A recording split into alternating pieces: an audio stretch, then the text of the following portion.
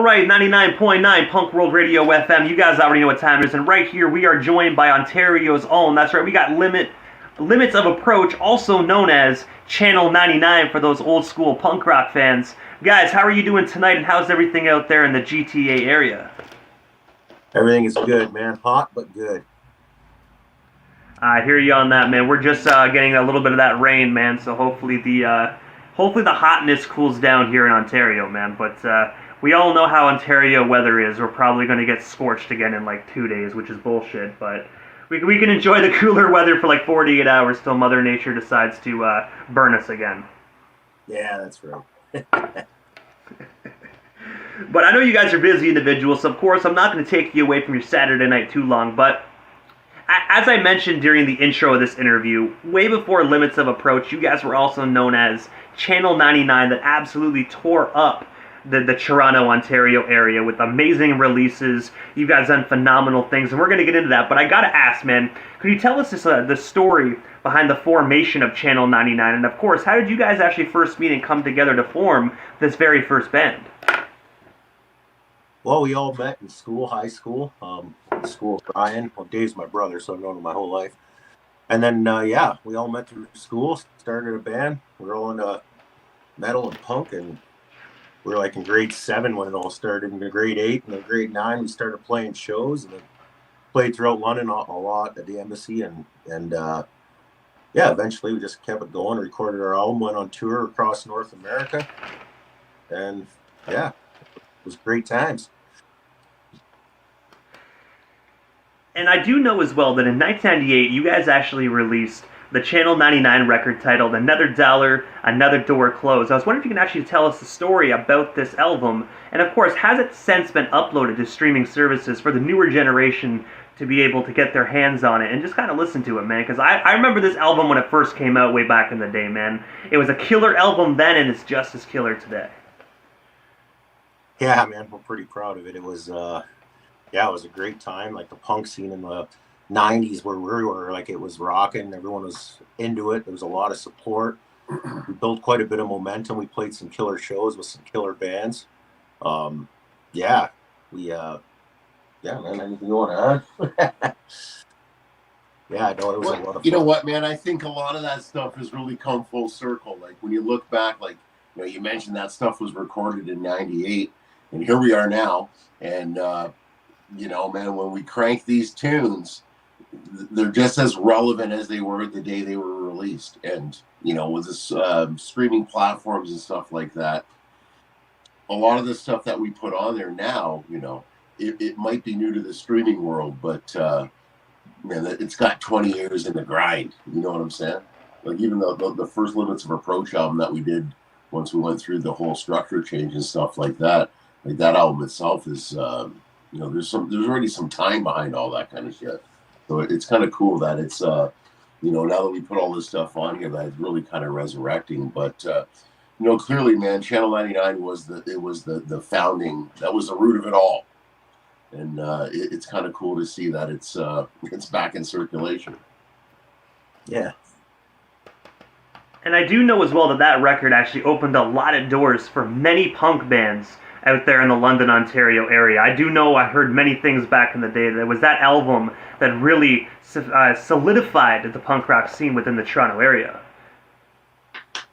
Yeah, absolutely. Yeah, there was definitely a good time. We had a lot of good people following us and coming to the shows, and yeah, man, it was great. And yeah, even some of the younger kids, like of our kids and stuff, they're pumping it now, and it's cool to see it coming back around for sure.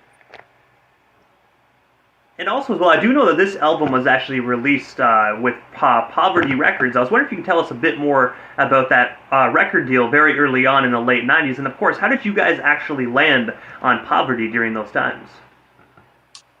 Well, we played in Channel 99, obviously, and then we played a lot with Shovelface, and those are the guys that have Poverty Records. So, yeah, we were tight with them. We were playing shows every weekend with them. Then Chad was trying to get something going with that punk scene at that time, and he was, yeah, we were friends. He's like, hey, you want to come on? I was like, yeah, man. So we just kind of hopped on there. And it was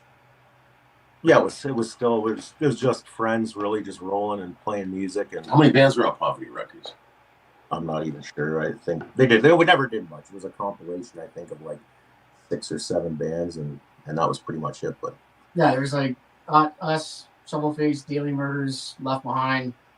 Were like the main ones, I think. But yeah, like Shovel Face kind of started off that Poverty Records thing, and they they invited us to come along, and it was fun. There was a lot of good times with those bands, and they were all great bands too.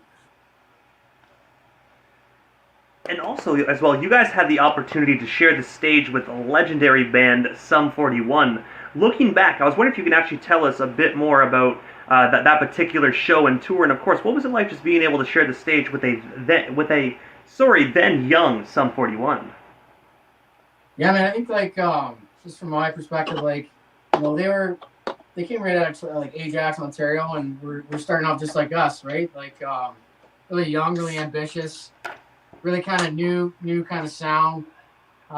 Bringing in, they had like really good raw vocals, guitar, drums, and all that kind of stuff that matched their their talent. But I think it was their hard work that they'd come to shows they didn't even play to hand out stickers and do stuff, and they were constantly in the scene.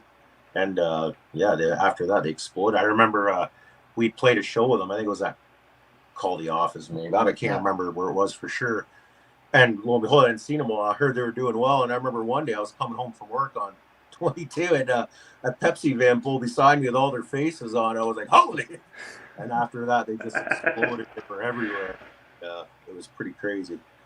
And now they're on their farewell tour, and we're just starting things back up, Which I have to say, man, as a Sum 41 fan, like I grew up on their music as well, and it's definitely sad to me, It makes me feel old as shit just knowing that you grew up with Sum 41, you listened to them as a kid, riding around on your skateboard at the skate park, and now you're like in your 30s, can't really skateboard anymore, and Sum 41 is disbanding. It's like, goddamn, man, like it really makes you think, like, am I really that old? Like, shit. It's the reality check, man. That's how it goes. Hey, but that's what it is, man. Back now, this was probably late '90.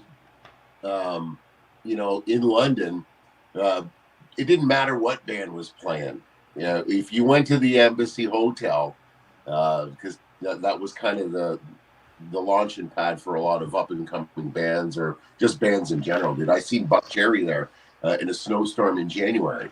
And they play there on a Sunday night. So a lot of big acts would tour there. But the vibe in the scene was really good. And, man, we're just looking to break through into that again. And just this album now that we got with this new lineup, that like if you've listened to it, man, it's pretty solid. And we're super pumped about it. And I think it's going to do well. I'm very optimistic on this. Yeah, it turned out great. And moving on to the limits of approach side of things, because I do know, obviously, like you guys, as you mentioned a few moments ago, you guys are just coming back into the music scene. You got a brand new name, still the same sound as it was back in the 90s. That's still that raw, amazing, killer punk rock sound. But you guys got a new band name called Limits of Approach. I was wondering if you can just tell us a bit more about what made you guys decide to reband and re-emerge back into the Canadian punk rock scene. Well, it's in blood. Like we've always loved it. We we took a break. We were getting older. We had no more kids and stuff, and then also get some spare time. We started playing, and Taylor and I were jamming in the basement, start writing some tunes, getting together once a week, have some pints and write. And the tunes just turned out so good. It was like, we'd be crazy not to do something with this music. So we ended up, Dave came out and Teddy and Johnny, and we started working on the songs. And yeah, man, it just was magical. It was like, oh, we got to do something. The music was really good. And when we rebranded from Channel 9, we just had some lineup changes. We had some people that, decided to take off and do their own thing. And then Joe and I just kind of stuck together through a lot of those changes and kept writing. And then added Dave playing the drums and decided to rebrand as Limits of Approach. So Dave came up with a really cool name. And we recorded at EMAX Studios in London. The Hands Tied album.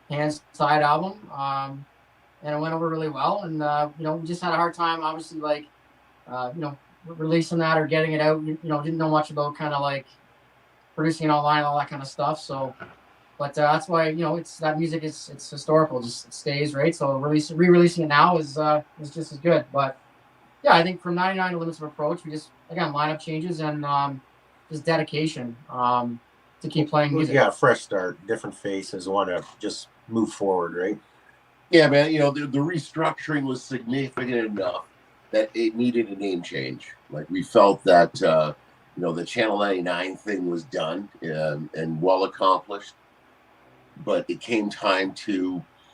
We wanted a name of a band that would still encompass a lot of the style of music that we like to play. Now, you know, being punk rock is probably the main thing, but you know, we're all metalheads from day one.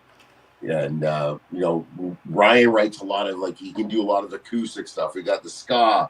He can start doing trumpet and stuff like that. So we wanted a name that would, you know, kind of limit us to a certain genre. And you know, back in the probably, you know, the late 90s, early 2000s, a lot of these names came associated with numbers and all that kind of stuff. And I don't know, it kind of maybe steered you in that one specific genre. So we wanted a name that would probably encompass everything. So you could play metal, you could do acoustic, maybe you can rock piano, play trumpet, whatever it was. And, you know, with all the other members moving on, we thought, you know, we put this band together. It's going to be under a different identity, and it's going to be but the same sound. And when you look at our logo, so our logo still has right on the wrist here, it's got a 99 tattoo.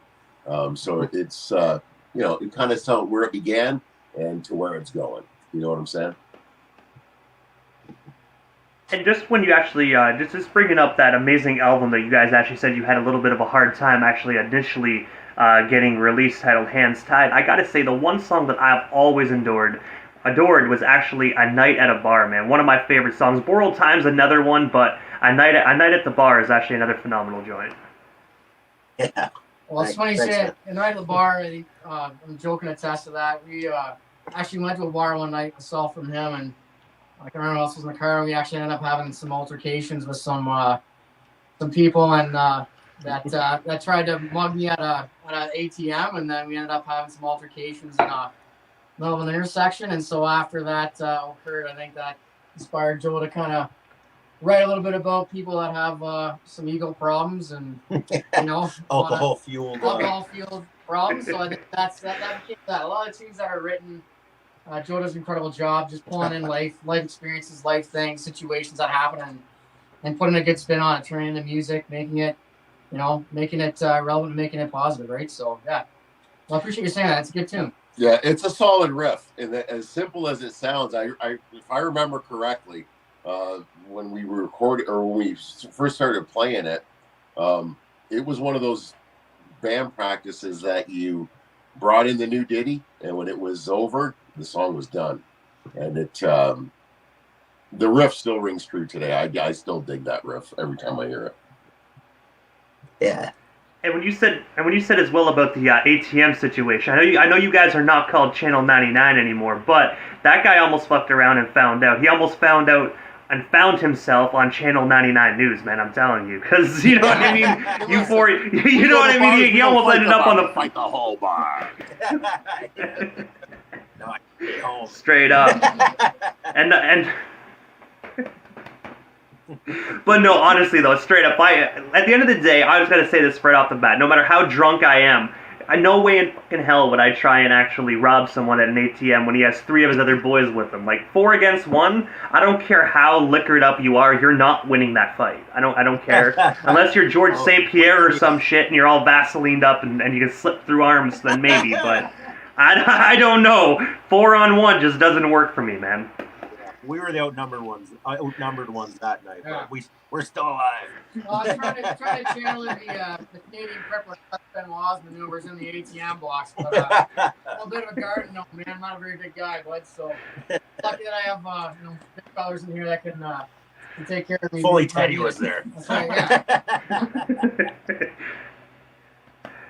But also as well, speaking of the brand new album, May 31st, 2024, you guys actually released the killer 14-track album titled Chasing Lightning. I was wondering if you can actually just tell us the story behind this album, and of course, where can we actually buy or stream ourselves a copy of this rad punk rock record tonight? We it's actually just getting released right now. It's actually not even official yet, but we just got the vinyl. The CD's just arrived. We're releasing one track at a time currently on all your Spotify and Apple Music and all that. Last week Escape came out. This week Chasing Lightning came out. Next week we're dropping a cover. Surprise or what? and then we're releasing another song a week later, and then we're just gonna probably drop the whole album out, and then it'll be out. But yeah, we started with Escape. Escape's a song about bullying. It's a great song. It was inspired by a tragic story of a kid that was being bullied where we're from, and it had a tragic outcome. And we thought, you know what? After this all went down, that the song came together really quick. Within a half an hour of the words, the music, everything came out, and it was amazing. And we just recorded a video for Escape. We're hoping to raise awareness to the situation, and the video, when you see it, it's pretty incredible. It's how the actions of one person can help someone through a tough time, and help someone get through a shitty situation, right? And so all it takes is one person. And maybe a bully will watch the video and think twice before doing that kind of shit, I don't know. Who knows? But at the end of the day, we're pretty proud of how it turned out. We just dropped the video today. Today it's officially online. We haven't even told anybody yet. We're saving it for this interview. But today, the Skate video is officially on YouTube. Yeah, she's on YouTube. And when we decided that was going to be the song that was going to be like the first release on it, like when you watch the video, it's going to make better sense. Listen to the lyrics and all that stuff. We brought in trumpet. There's a little bit of a ska upbeat stuff, but the undertone of the song, it's all reality. Okay, these are based on true life events, man. There's another song on the record as well, Derailed, where that's based on true events that impacted the community and around the area that we grew up in. And when you sit down and really listen to the words and to the context behind it, it hits home, man, and it pulls at your heartstrings. And it's not like, I don't know, progressing through life and all that stuff as you enter fatherhood and you're a parent, and you look at things in a different perspective. And I think when we first started jamming these tunes back in 2020, right around COVID, brought all the gear out of the basement, started playing, practicing, and that's what the songs came about, to put it on this record. And when you hear it, you'll understand what I mean. Right?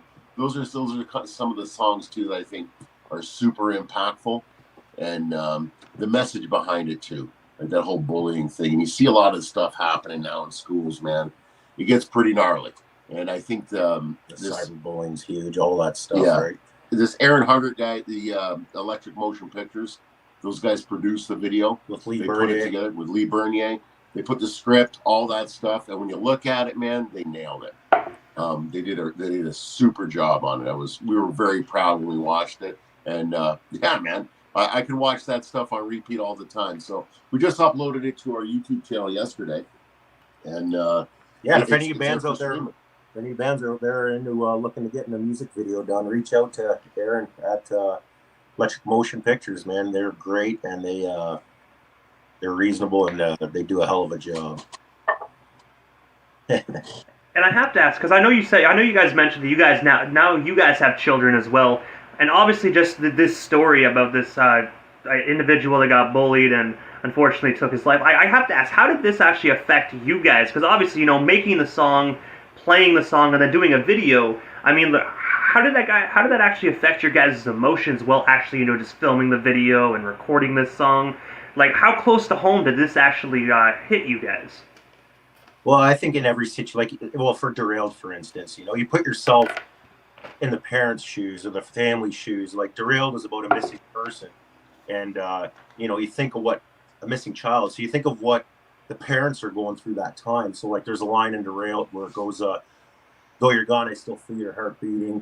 Turn around, I see you waving from the window." Because at that time, I'm thinking, because I got a kid, right? And I'm thinking, every day I leave for work, I'd look and I'd see him waving from the window, right? And you think those poor parents, they'll have all those things that they're thinking of about their child that is missing. And, I think in everyone's situation, they'll relate to something that happened in their lives through the lyrics, right? Because almost everyone goes through shitty situations.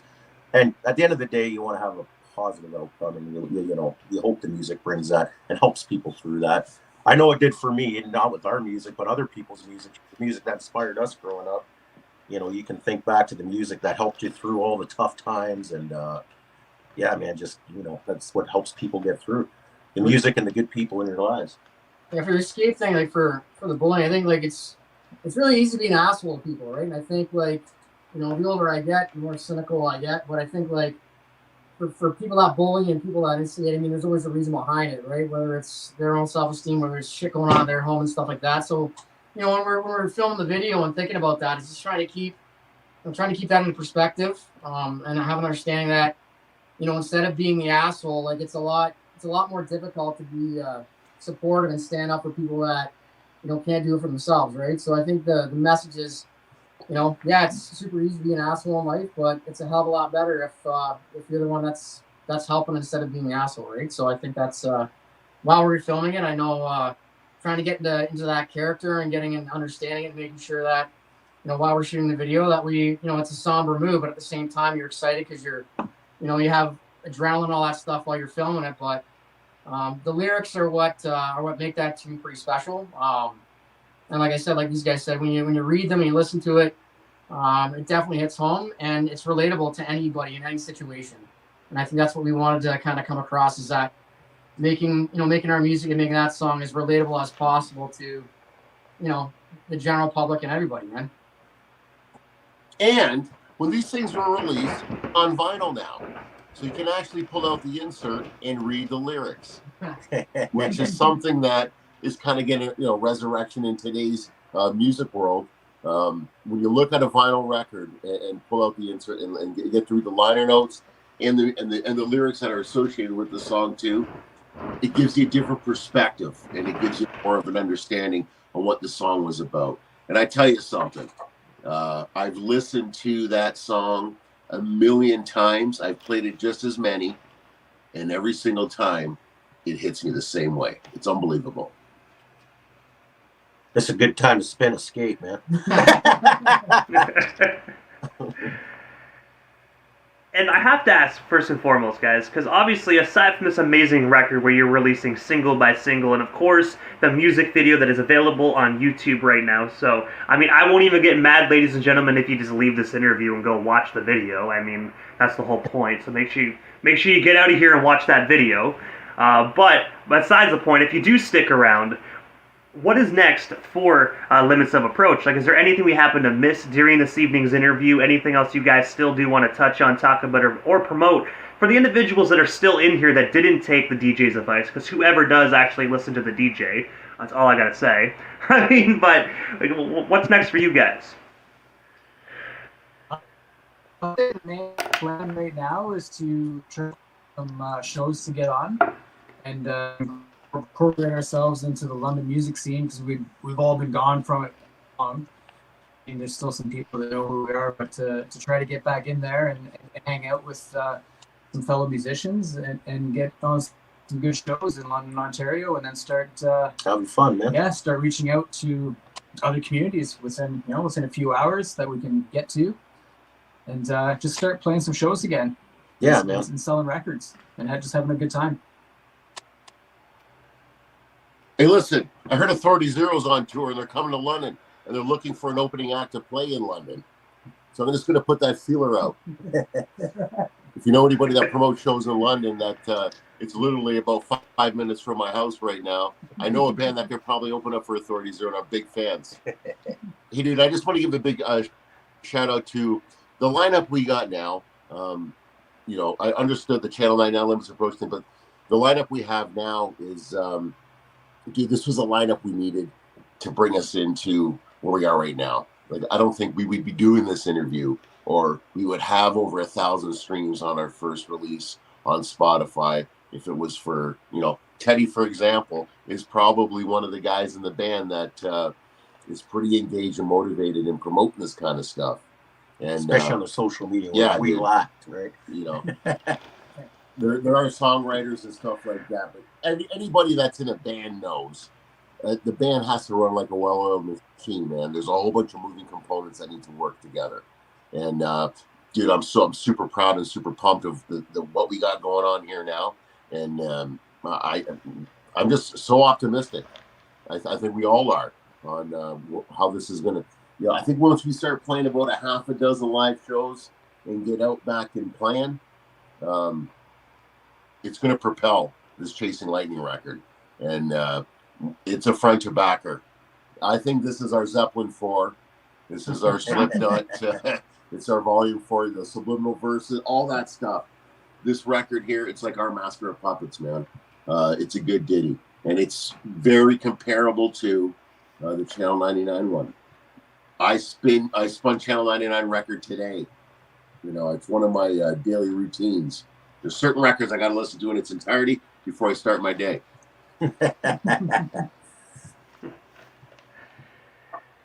And also as well, guys, before we actually part ways here this evening, obviously I know how to follow you guys on social media, but for the individuals here in Canada that aren't following Limits of Approach, how do we actually go about following you guys across all social media platforms? That way we can stay updated on everything you guys currently got going on today. Well, we got the website. A website has all our links. Through our website, you can hit Instagram, Facebook, Spotify, Apple Music,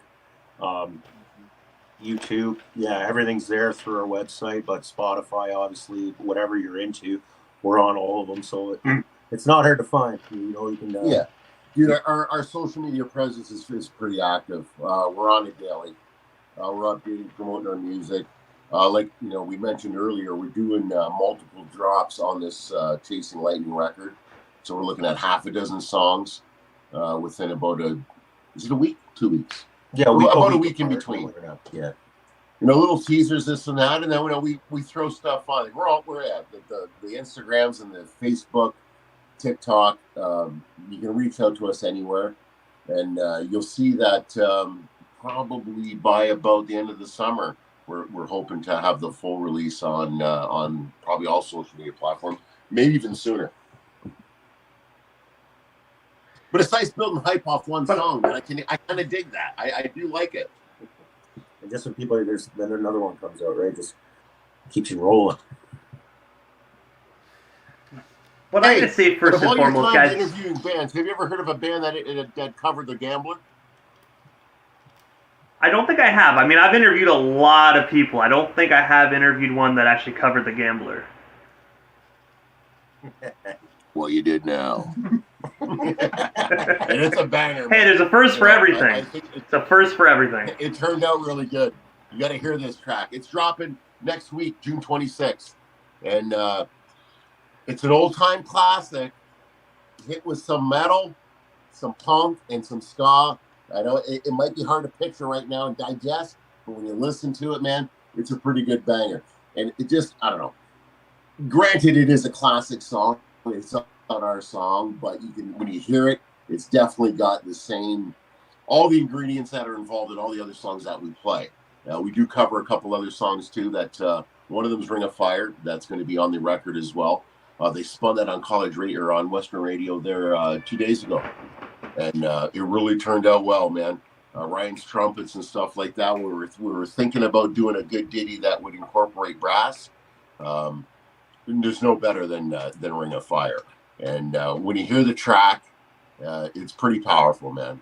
I think we really hit it on that one, and we're super proud of those ones. And I think those ones are going to help, make this summertime anthem songs to launch. There's another ditty on there too called "Alive, Awake, and Anchored." When you talk about brass work, incorporating brass and ska and punk, dude, I've listened to a lot, but I've never really heard anything to really blend in like this. It sounds pretty tight, man. Yeah.